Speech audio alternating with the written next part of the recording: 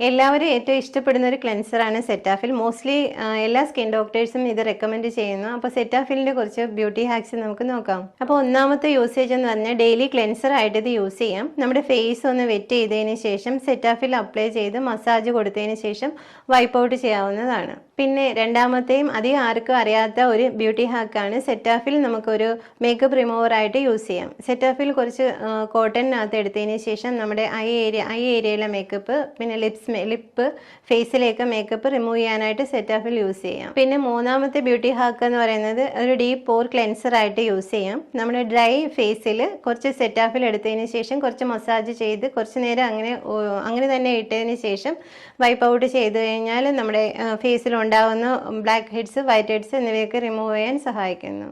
പിന്നെ നാലാമത്തെ beauty hack എന്ന് പറയുന്നത് ചിലർക്കൊക്കെ ബോഡി വാഷ് യൂസ് ചെയ്യുമ്പോഴത്തേക്ക് അലർജിയൊക്കെ ഉണ്ടാവുന്നുണ്ട്. അങ്ങനെയുള്ളവർക്ക് ഇത് മൈൽഡ് ആയിട്ടുള്ള ഒരു ബോഡി വാഷ് ആയിട്ട് യൂസ് ചെയ്യാം. ഇതുപോലുള്ള ടിപ്സിനായി ചാനൽ ഒന്ന് സബ്സ്ക്രൈബ് ചെയ്യുക.